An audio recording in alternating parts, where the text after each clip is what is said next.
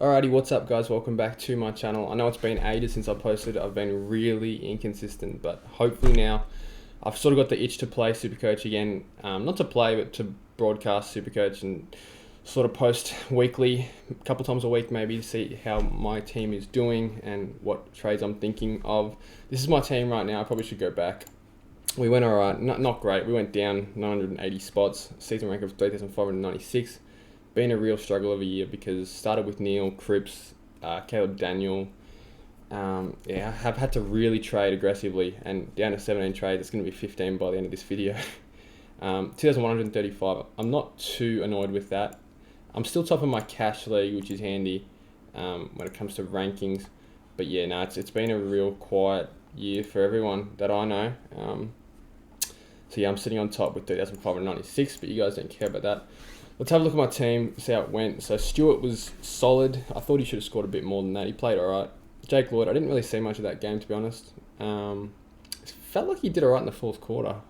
Rory Laird was awesome. Ridley, I think Ridley's role might have changed a little bit. I don't know what the kick-in stat was, but it felt like he didn't have anywhere near as many kick-ins. Jack Bowes, I feel like he's sort of just scraping by. Yeah, I'm not a fan of this pick anymore, which is really annoying. It's not that 110 average that I thought I was picking when I traded him in.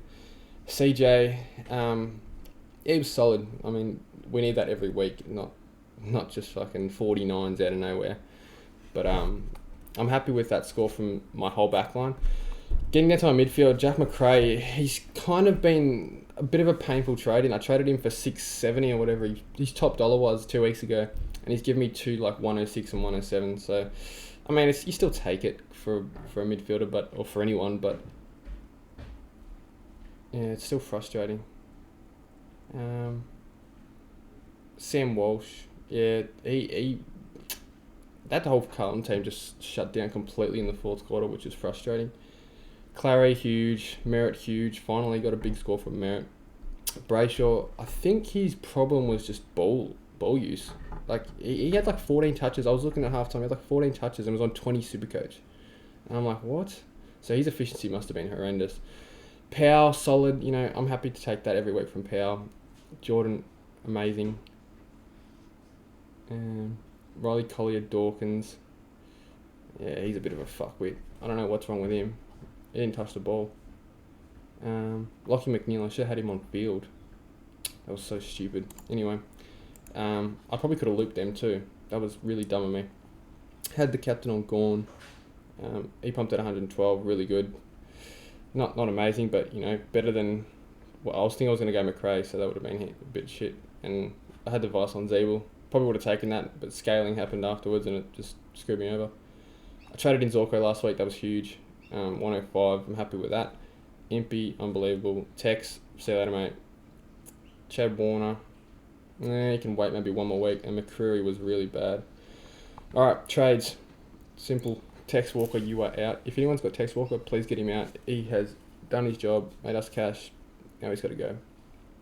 So I'm looking at Caleb Poulter. Pretty simple. He's on his bubble and he's going to go up. What's his break even? Break even to minus 63, so he's going up, 60k this week. If he pumps out a 67, he's got a good role too, playing off the back line. And then we're probably going to go McNeil. I know it's a bit early on McNeil considering he's got a break even of 1. I honestly reckon he'll only make about 20 more K. So I'm going to go early on McNeil. It's either him or Powell. I think it's McNeil. I want to keep Powell for a little bit longer. And the player we're going to be grabbing is Timmy Taranto. He's got a 3-round average of... Hang on, let me go back. He's got a 3-round average of 122. That's huge. I reckon he could honestly average 110 to 115 the rest of the year. He's got the perfect role. Feels like he's just sort of gotten settled in. 27% ownership, which isn't great for me. But it kind of... I mean, you can look at the positives and the negatives to it. But yeah, I'd rather trade in a pod, but I don't trust Josh Kelly. And I can't quite afford Tom Mitchell, even though Mitchell's a higher ownership. I can't look at that. I'm like, what, 1,100 off?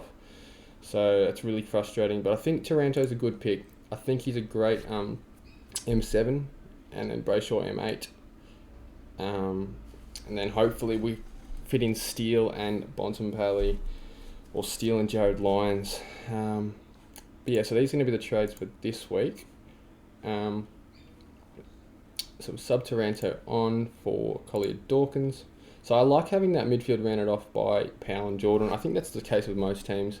The backline's basically complete. There might be a few sideways trades later if I have the trades. I probably won't, considering I have 15. I've traded really aggressively. Had a really injury and just shit primo season. But yeah, so the forward line, next week I'll probably look at Warner.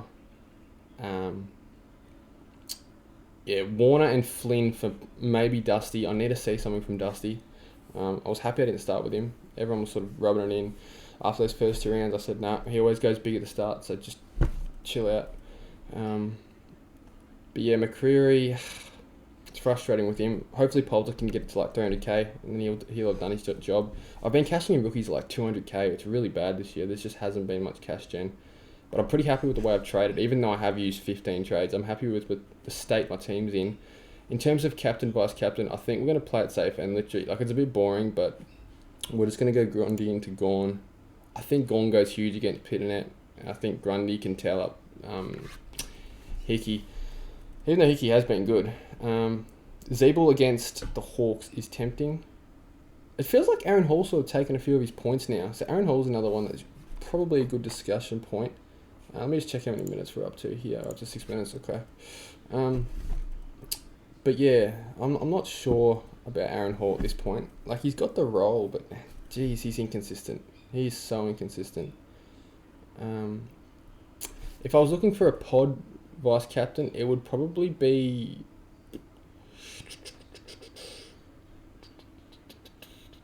I reckon Taranto against the Tigers could go huge, like 150. What's his projected? 120, okay. So yeah, Grundy's projected 150. Zeeble 126. But yeah, anyway, let me know what you guys think about my team. Should I be trading in Taranto? I think so. I think he's a really good pick. Good price. Break even of 46. So, I mean, obviously not picking him based on his break even because you're picking him to be a keeper. But I'm pretty happy with that midfield now. Bray Shaw, that's his first bad game that he hasn't been tagged in. I'm not worried about him. I still think he can average 105 for the rest of the season, which would be handy for an M8, and then maybe flip in late to a Bont or a Lions or a Steel.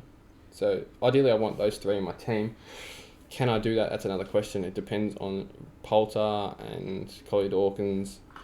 But yeah, we'll have to wait and see. Hopefully Brockman and McRae come back in, and yeah, rookies are really scarce at this point. But let me know what you guys think. Let me know how you guys went in the round, and feel free to subscribe if you want. We're trying to grow this channel, and I'll see you in the next video.